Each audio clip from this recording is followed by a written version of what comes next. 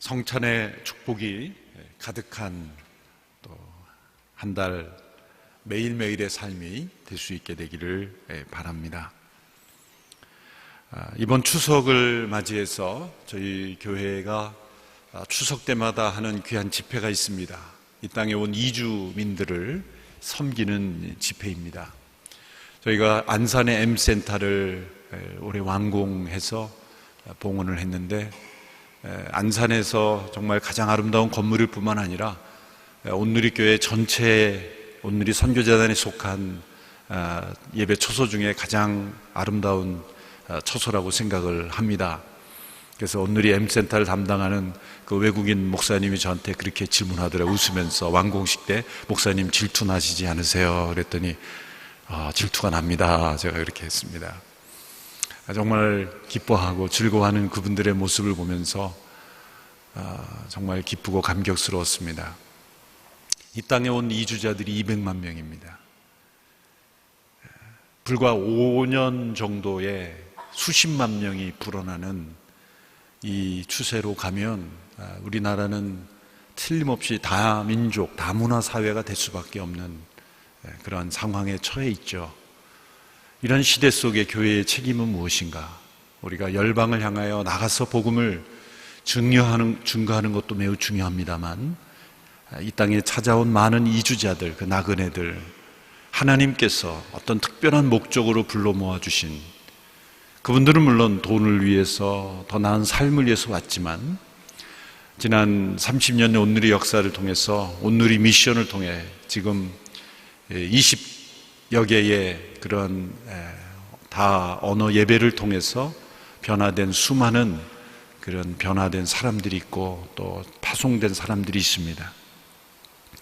이제 200만 명에 육박한 이 이주자들을 온누리 교회가 섬기고 품고 나아가는 시대적 소명이 있습니다. 이 땅에 온 나그네들을 섬기는 것이 하나님을 섬기는 것이라고 구약에 말씀하셨는데, 그래서 추석 때마다 이주민들을 오갈 데 없는 식당도 닫고 또 회사도 문을 닫고 갈 곳이 없는 그들을 모아서 잘 대접하고 섬기는 것이 아주 중요한 사역이었습니다. 이를 위해서 기도해 주시고, 또 올해는 또 러시아 예배는 또 별도로 집회도 갔고요. 그래서 이 이주민 집회 9월 16일부터 18일까지 가지는 양지에 있는 엑지 29 비전 빌리지 저희 선교 훈련에서 열리는 이 집회를 위해서 기도해 주시고, 또 여러분 지원해 주시고, 또 봉사도 해 주시고, 또 참여도 해 주시면 감사하겠습니다. 온누리 교회 각 찬양 사역팀마다 모집을 합니다. 또 하나님을 찬양함으로써 섬기기 원하는 분들 함께 지원해 주시고, 또 원한다고 다 되진 않을 수 있습니다. 오디션을 거쳐야 되는 부서들도 있는데요. 그렇지만 함께 시도해 보시고 또 참여해 주시면 감사하겠습니다. 10월 중순에 귀한 세미나가 준비되어 있는데요. 우리 청소년과 부모가 함께 성장하는 청소년 부모 성장학교가 10월 15일부터 12월까지 매주 토요일 오후 5시부터 9시까지 열리게 되는데요. 중학교 2학년부터 고등학교 1학년까지의 연령에 있는 자녀와 부모님이 함께 입학하는 것입니다. 도곡교육관에서 열리게 되는데, 이 시기에 있는 그런 청소년 부모님들은 함께 참여하셔서 큰 은혜 나눌 수 있게 되기를 바랍니다. 기도하겠습니다. 하나님 아버지, 오늘도 성찬의 축복과 은혜를 주신 것을 감사합니다. 추석 연휴를 맞이하여 이 땅에 온 이주민들을 섬기고 그들을 통하여 열방이 복음화되는 비전, 그 아름다운 꿈들을 우리에게 주심을 감사합니다. 이 땅에 찾아온 200만 명의 더 다른 귀한 나그네들을 우리가 섬기고 변화시킬 수 있는 온누리 교회가 되게 하여 주시고, 이 일로 부르심을 받은 온누리 미션이 이 사역을 감당할 수 있도록 새 힘을 주시고 은혜를 베풀어 주시옵소서. 예수님의 이름으로 기도하옵나이다. 아멘. 기도를 배우는 두 가지 방법이 있습니다.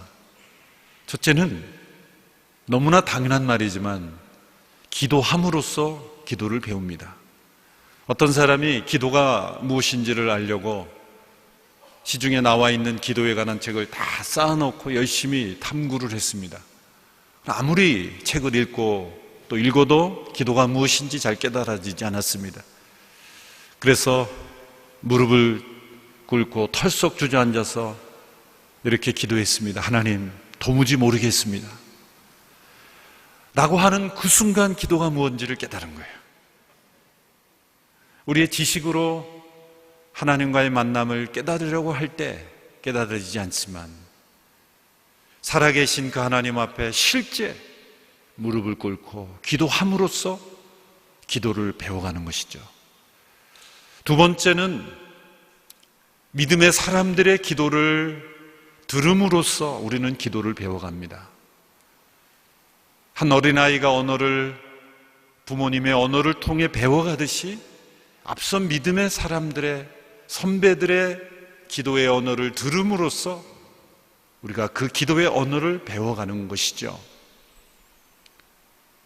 우리 장로님들의 대표 기도를 통해 우리 성도님들이 기도를 배워가는 것입니다.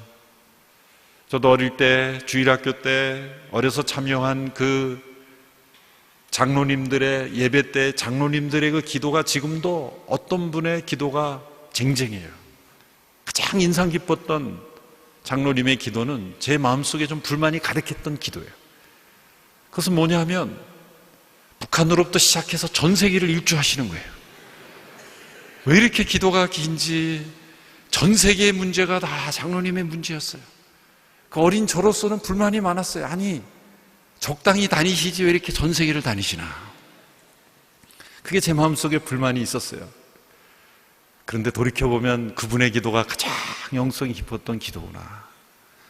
단지 우리 가족, 우리 민족만이 아니라 저 지구상 그 당시에 생각해보면은 그 당시에는 뭐 인터넷이나 이런 정말 세계가 하나 되는 그런 정보가 없었을 때인데요.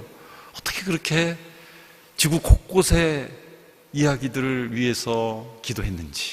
그때는 정말 불만이 많았던 그 장로님이 대피기도 나오면 아이고 오늘도 또 길어지겠구나. 그러나 지금 생각해보면 그 장로님의 기도가 얼마나 은혜스러운 기도인지를 이제야 제가 깨닫는 거죠. 기도를 들음으로 배우는 겁니다. 우리 자녀들에게 부모의 기도를 들려주는 것이 중요합니다. 속으로 기도하는 것도 중요하지만 소리내서 우리 자녀들에게 부모의 기도를 들려줌으로써 아, 이렇게 기도하는 것이구나. 그렇게 기도를 배워가는 것이죠. 성경에 나오는 위대한 믿음의 사람들의 기도를 통해 우리는 기도를 배웁니다. 아브라함의 기도, 다니엘의 기도, 모세의 기도, 다윗의 기도, 한나의 기도, 사무엘의 기도, 특별히 신약에 나오는 이 사도 바울의 기도를 통해 우리는 기도의 그 영적 보화를 배울 수가 있습니다. 사도 바울은 자신이 쓴 이 편지들 가운데 1장에 서두에서 항상 자신이 그 성도들을 위해서 어떤 기도를 드리고 있는지를 기록했습니다. 평소에 그 교회 성도들을 위하여 드렸던 기도를 요약해서 그가 기도를 적어놓은 이유는 무엇일까요? 그 당시에 지금처럼 인터넷으로 전화로 방문해서 기도할 수 없는 그 시대에 편지를 통해 그 기도를 적어서 보내줌으로써 그 성도들이 단지 문안만이 아니라 어떤 권면만이 아니라 자신이 하나님께 드리는 그 기도를 읽음으로써 마치 함께 기도하는 그 기도를 통해 영적인 양육을 받는 그런 효과를 가져오게 한 것이죠. 그래서 신약에 나오는 서신서에 나오는 그 바울의 기도들은 우리가 묵상하고 또 묵상하고 마음에 새기고 그 기도가 우리의 기도가 될 수 있도록 그렇게 우리의 마음속에 깊이 새기는 것이 매우 중요합니다.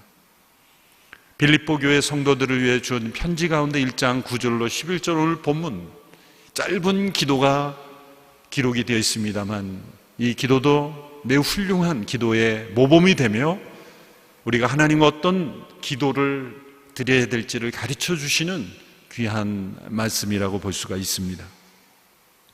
무엇을 기도하는지를 보면 그 사람의 영혼의 상태를 알 수가 있죠. 영적 어린아이의 단계에 있을 때는 자기중심적인 기도에서 벗어나기가 어렵습니다. 자기 혹은 당신의 자녀 혹은 자기 주변의 일들을 위한 기도, 그것이 전부가 될 때 영적 어린아이의 기도라고 말할 수 있습니다. 영적 성숙한 성도의 영적인 어른의 기도라고 한다면 그것은 다른 사람들을 위한 기도가 점점 더 많아지는 것이겠죠. 바울의 기도를 보면 이 중보 기도가 대부분입니다. 하나님의 역사에 우리가 여러 가지 모양으로 봉사할 수 있지만 중보의 기도로서 우리는 위대한 하나님의 통로가 될 수 있습니다. 때로는 건강이 연약해서 몸으로 실제로 봉사할 수 없는 성도들이 있을지라도 집에서 병상에서 누워만 있어야 되는 그런 상황 속이라도 할 수 있는 것은 바로 기도죠. 중보 기도로 전 세계를 품고 열방을 위해 기도할 때 하나님은 그 기도를 놀랍게 사용하실 줄로 믿습니다. 이 사회를 향하여 지적하고 비판하는 많은 사람들이 있습니다마는 비판과 지적으로는 절대 세상은 변하지 않습니다.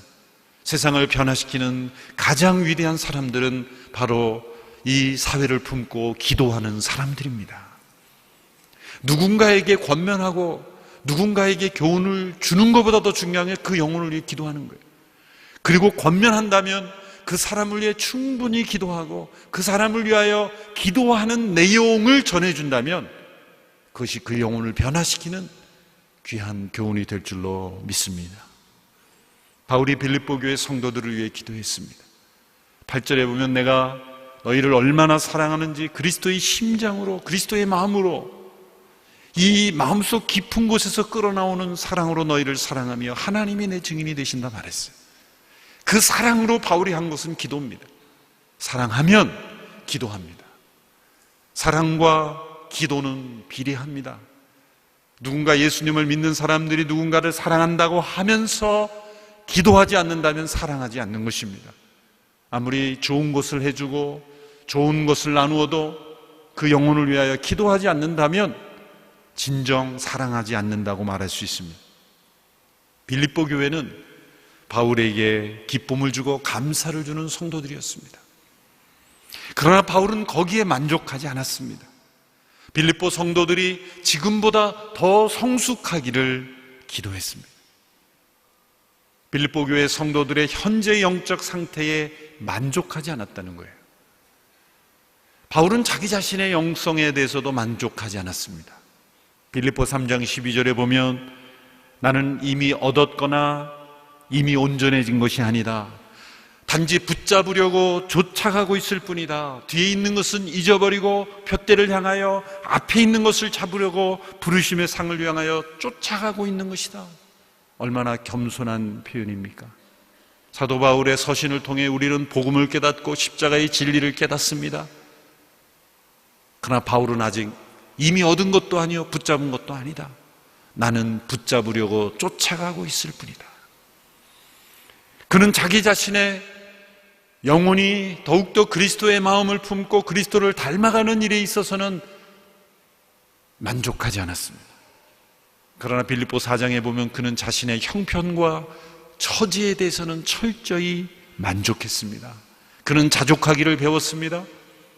여러분, 우리의 환경, 물질, 또 우리의 형편에 대하여는 철저하게 만족하되 우리의 영혼이 주님을 닮아가는 일에 있어서는 만족하지 않게 되기를 바랍니다. 때로 우리는 믿음 생활하면서 이 두 가지가 정반대가 될 때가 많아요. 환경과 상황에 대해서는 만족함이 없으면 신앙생활에 대해서는 이만하면 됐지. 그렇게 만족할 때 우리의 영혼은 교만에 빠지는 영혼이 되는 것이죠. 바울은 자기 자신이 그러했듯이 빌립보 교회 성도들도 현재의 그들의 신앙에 만족하지 않고 더 깊은 영성으로 변화되기를 갈망했습니다. 그 갈망이 기도로 나타났습니다. 그들의 형편과 처지에 있어서는 만족하나 영적 생활에 있어서는 만족하지 않기를 원하고 더 변화되기를 간절히 갈망했습니다. 여러분, 살아있는 생명은 언제나 변화합니다. 그리고 우리가 살아있다는 것은 갈증을 느낀다는 겁니다. 여러분, 우리의 신체의 건강에 있어서도 배고픔을 느끼듯 그리고 목마름을 느끼듯 이 배고픔과 목마름이 얼마나 중요한 신체의 사인입니까? 우리의 영혼에 있어서 영적인 배고픔이 없다면, 열정인 목마름이 없다면 그건 영혼이 병들어 있는 겁니다. 하나님을 향한 갈망, 영혼의 변화에 대한 어떤 굶주림, 육신의 굶주림만이 아니라 영혼의 굶주림, 상황에 대한 목마름만이 아니라 우리의 영혼에 대한 목마름, 하나님께 대한 갈망, 목마름, 굶주림, 이런 것이 바로 우리의 영혼이 살아있는 영혼이라는 증거이죠. 하나님의 말씀을 펴서 읽지 않으면 마치 영혼의 배고픔이 찾아와서 견딜 수가 없는, 그래서 시편 119편을 기록한 시편 저자는 이렇게 고백했죠. 주의 말씀을 헐떡이면서 내가 사모합니다. 헐떡이면서. 굶주림에 사로잡힌 사람이 음식을 보고 헐떡거리며 음식을 먹듯이 하나님의 말씀을 그렇게 헐떡거리며 먹는 모습. 하나님과 기도하는 시간이 시간 가는 줄 모르게 마치 하나님과 사랑하는 연인과 데이트하듯이 대화할 수 있는 깊은 몰입, 그런 갈망, 이러한 영적 갈망이 사도 바울이 자신에게 있었고 빌립보 교회 성도들에게 있기를 원했고 그러한 성숙이 있게 되기를 원했어요. 이 짧은 기도문에 두 가지 기도의 제목이 나옵니다. 첫째는 그들의 사랑이 지혜와 총명으로 더욱더 풍성해지기를 원했습니다. 1장 9절의 말씀을 함께 읽겠습니다. 시작. 나는 여러분의 사랑이 지혜와 모든 총명으로 더욱 풍성하게 돼서. 바울은 빌립보 성도들의 사랑에 주목합니다. 빌립보 성도들은 분명 사랑이 있는 성도들이었어요. 사랑이 없다면 첫날부터 지금까지 그 복음의 교제, 그 코이노니아, 그 복음의 역사에 헌신적으로 참여하지 않았을 겁니다. 사랑이 없었다면 바울이 감옥에 갇혔을 때나 풀려있을 때나 변함없이 바울을 지원하지 않았을 겁니다. 그러나 그 사랑에 머물러 있지 않게 되기를 원했습니다. 여러분, 우리에게 있어야 된 영적 갈망의 가장 중요한 것은 내 안에 있는 이 사랑이 더욱더 풍성해지는 것을 갈망하는 거예요. 우리는 어떤 상황이나 어떤 사람과 부딪히게 되면 하나님 이 상황 좀 어떻게 해결해 주세요, 이 사람 좀 어떻게 해주세요 라고 말하지만 하나님 우리에게 원하시는 것은 우리의 사랑이 더욱 풍성해지기를 원하는 거예요. 여러분, 작은 밭귀는 이런 어떤 그 비포장 도로나 또 혹은 그 파여 있는 그 땅을 지나면 덜컹거리고 때로는 빠질 수가 있죠. 바퀴가 크면 웅덩이를 그냥 지나갈 수 있는 거예요. 큰 차를 사시라는 말이 아니라 우리의 영적 생활에, 이 신앙생활의 수레바퀴가 커지는 것이 중요하다는 거예요. 건강으로 보면 면역력이 높아지는 것이죠. 어떤 사람에게는 그 병균이 전혀 침투하지 못하지만 어떤 사람은 작은 병균에도 쉽게 무너지는 영적인 면역력, 그건 뭡니까? 우리 안에 있는 사랑이 더 풍성해지는 것입니다. 고난이 닥쳐오면 제일 쉽게 사라지는 것이 사랑입니다. 어려움이 닥치면 제일 쉽게 식어버리는 것이 사랑이에요. 때로는 이 몸이 아프면요, 자기밖에 몰라지는 것 같아요. 내가 몸이 아프면 다른 생각이 잘 안 나게 되는 거예요, 인간. 고난이 찾아오면 가장 먼저 식어지는 게 이 사랑인 것 같아요, 사랑. 그러나 우리가 기도해야 할 제목은 고난 속에서도 어떤 상황 속에서도 사랑이 더욱 풍성히 흘러넘치기를 원하는 거예요. 그걸 기도했다는 거죠. 그런데 그 사랑이 어떻게 풍성해집니까? 지혜와 총명으로 풍성해진다라고 말했습니다. 그래서 지혜라는 단어는 하나님을 아는 지식, 하나님을 경험하고 진리를 깨닫고 하나님을 경험함으로 주어지는 지식을 의미하는 겁니다. 단순한 정보 지식이 아니라 그 지식을 사용하고 그 진리를 깨닫는, 살아계신 하나님을 만남으로 체험한 지식을 지혜라고 말하죠. 총명이라고 말하는 것은 이 지혜와 친척 관계가 있는 것인데, 이것은 영어로는 인사이트, 내면을 보는 눈, 이렇게 번역이 됐습니다만, 이 내면의 나침반과 같은 거라고 말할 수 있죠. 방향 감각입니다. 이 지혜와 총명을 통해서 우리의 사랑이 풍성해지는 겁니다. 여러분, 부모님들이 자녀를 정말 사랑했는데 자녀가 그 사랑을 잘못 받아들일 때가 많아요. 왜요? 지혜와 총명으로 풍성해진 사랑이 아닐 때. 세상에서는 사랑은 눈이 멀었다라고 말합니다. Love is blind. 사랑은 장님이 되는 거다 라고 말하지만, 여기에서 말하는 사랑은 두 눈을 크게 뜨고 하는 것이다. 하나님의 사랑은 무조건적이지만 무분별한 사랑이 아닙니다. 그런데 때로 우리는 무조건적인 사랑과 무분별한 사랑을 혼합할 때가 있어요. 하나님의 사랑은 무조건적인 사랑이지만 분별력 있는 사랑입니다. 우리의 사랑도 누구든지 수용하고 받아들일 수 있는 사랑이지만 또한 분별 있게 그를 사랑해줘야 돼요. 누군가를 도와주는 것, 분별 있게 도와줘야 되는 거예요. 단기 선교나 해외 선교지에 가면 정말 가난하게 사는 그런 지역의 사람들이 있죠. 그런데 잘못 우리가 선교를 이해하면 우리가 그들에게 무조건 물질적으로 도와주는 걸 선교라고 생각할 위험이 많아요. 제가 남미에 혼두라스에 하고 그런 나라 몇 나라에 방문했을 때 정말 그런 지역에 어떻게 살까? 집 같지도 않은 집에 그 옆에 이렇게 개울이 있는데 정말 그렇게 지저분한, 그렇게 더러운 시궁창 같은 그런 물을 내가 본 일이 없어요. 그런데 더 나은 건 아이들이 거기서 뛰놀면서 논다는 거예요. 수영장처럼. 제가 기절하고 싶었어요. 그 순간 저 아이들을 막 들어가서 꺼내주고 싶었어요. 그걸 구원이라고 생각하고 싶었어요. 그런데 가만히 보니까 그 아이들은 너무 행복하게 놀고 있었어요. 제가 그 아이들에게 너희들은 여기서 놀아서는 안 돼. 이건 더러운 물이니까 여기 나와야 돼. 그런 말을 그 아이들에게 해준다면 그 아이들의 행복을 빼앗는 것일 수도 있어요. 분별 있는 사랑이란 무엇인가? 잠시 그 아이를 거기서 빼내주는 것이 돕는 것인가? 사랑을 우리가 어떻게 분별 있게 주는가? 그것이 매우 우리에게 중요한 것입니다. 지혜와 총명으로 그 사랑이 풍성해져야 하는 것이죠. 유대인들은 하나님에 대한 사랑으로 그리스도인들을 핍박했고 예수님을 십자가에 못 박았어요. 그 사랑이 지혜와 총명으로 분별되지 않았기 때문에 예수님을 잡으러 온 이들을 향하여 제자들이 말했죠. 우리가 불을 명하여 하늘로 쫓아 저들을 진멸하라 하겠습니까? 라고 예수님께 말했죠. 예수님에 대한 사랑이 있었지만 지혜와 총명이 없었던 사랑은 방향 감각을 잃어버리게 되는 거죠.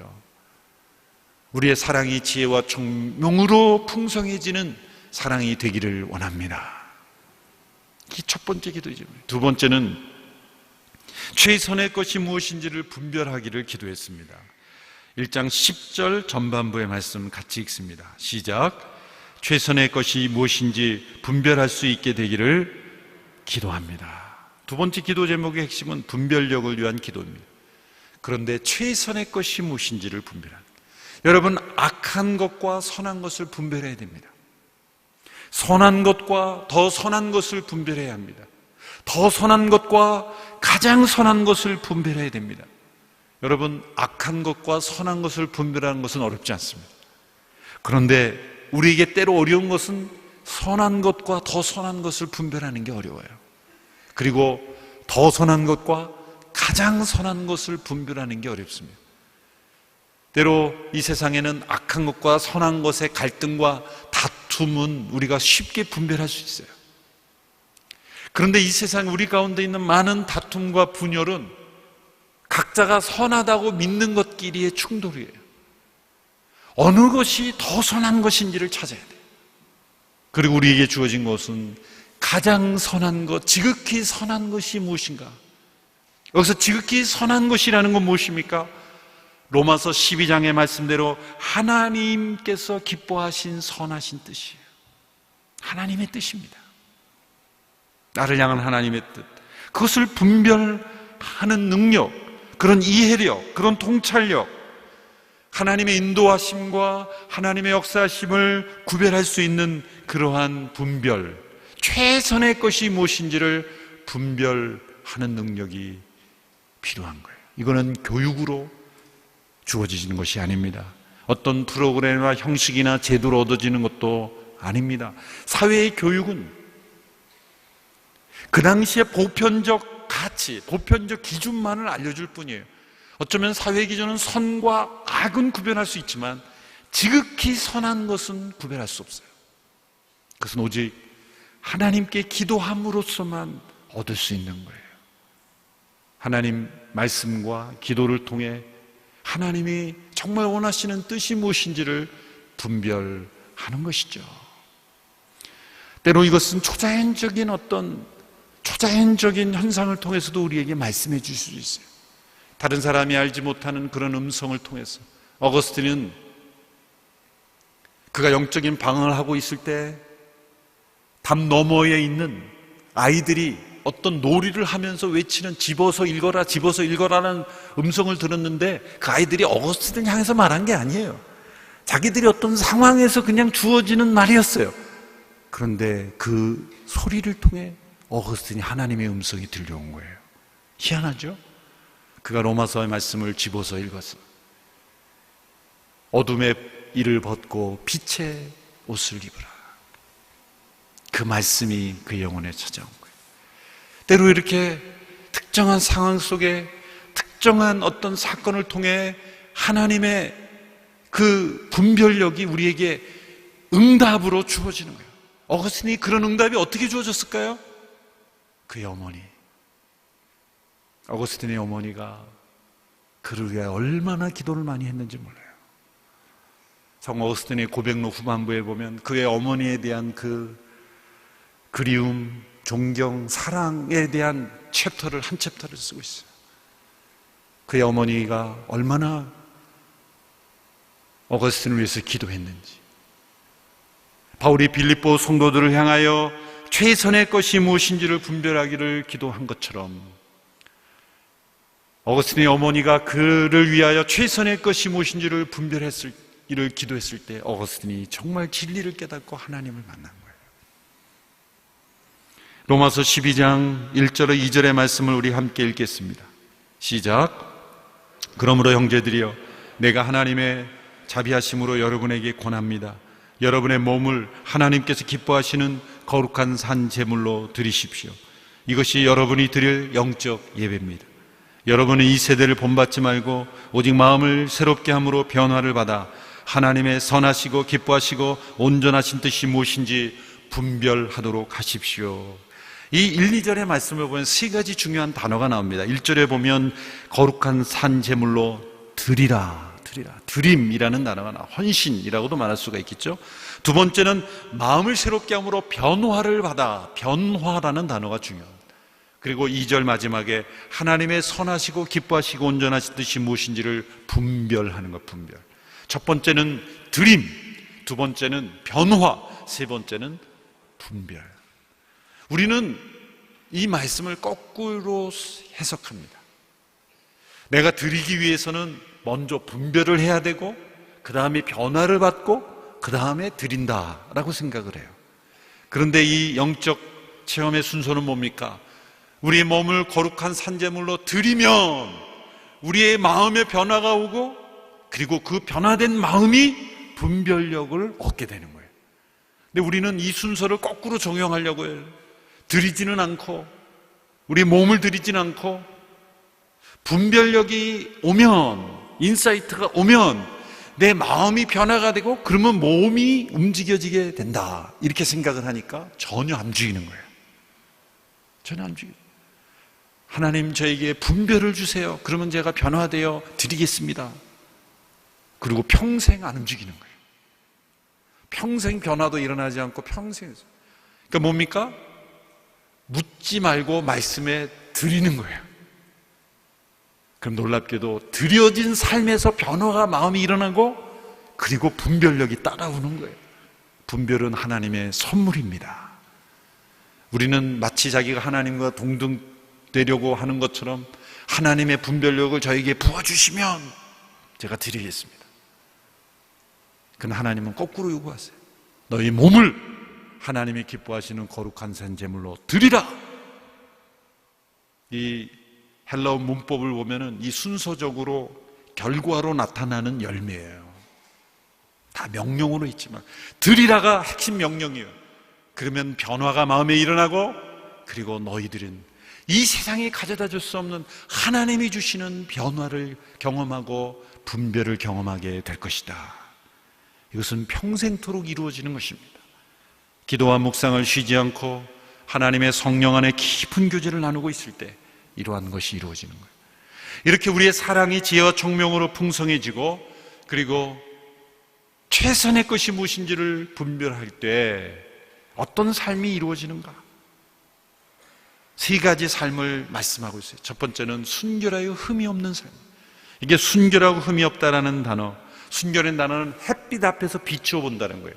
고대 로마인들은 이 섬세한 그 그릇들을 많이 사용했다고 하는데 그 그릇을 만드는, 그러니까 도자기 같은 걸 만드는 직공이 때로는 비양심적인 사람들은 이렇게 흠이 있는 것을 왁스로 이렇게 칠해서 커버를 해서 마치 그 완벽한 것처럼 했다는 거예요. 그래서 그 왁스가 칠해있는 햇빛에 이렇게 비추어 보면 왁스로 덧칠되어 있는지 안 돼 있는지를 알 수가 있는 거예요. 그래서 정직한 그 직공들은 이것이 왁스로 칠해지지 않았다는 걸 분명히 증명하기 위해서 그 라틴어로 시네라는 거는 뭐뭐 없다라는 거예요. 케라라는 거는 왁스로 코팅하지 않았다 그런 뜻이에요. 그 시네케라라는 말을 거기다 적었다는 거예요. 거기서 단어, 영어 단어가 sincere라는 단어. sincere라는 신실하다, 순결하다. 그게 바로 거기서 나온다는 거예요. 순결이란 sincere하다는 거예요. 하나님의 햇빛 앞에 비추어진 그리스도인이 된다는 거예요. 어둠 속에서도 빛 가운데 있는 것과 같고 깊은 낮에도 한낮에 있는 것과 같고 직장에 있나 일터에 있나 혼자 있나 어디에 있든지 예배당에 있는 것과 같고 은밀한 공간에서도 모든 사람 앞에 있는 것과 같고 우리를 보시는 하나님 앞에 있는 것, 이것이 바로 순결하여 흠이 없는 삶. 다른 사람으로 하여금 거치는 것이 없게 하는 삶이다.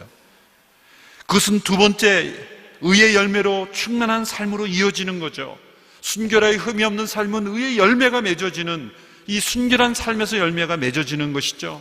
주님이 우리를 의롭다 하신 그 의에 기초하여 그 의의 씨앗이 열매를 맺어서 의의 열매 맺는 삶으로 나아가게 되는 것이죠. 열매라는 것은 무엇입니까? 다른 사람들에게 도움을 주는 거예요. 나무 열매는 열매가 맺어지면 누군가 그 열매를 먹을 수 있는 거예요. 아낌없이 주는 나무처럼 의의 열매가 맺어지면 그 사람으로 인하여 살아나는 사람들이 있는 거죠. 나의 삶이 순결하여 흠이 없는 삶이 될 때 의의 열매를 맺는다면 나를 통해 맺어진 열매를 누군가가 맺는 거예요. 그 열매, 때로는 사랑이요, 기쁨이요, 위로요, 격려요, 섬김이요, 그러한 열매 맺는 삶.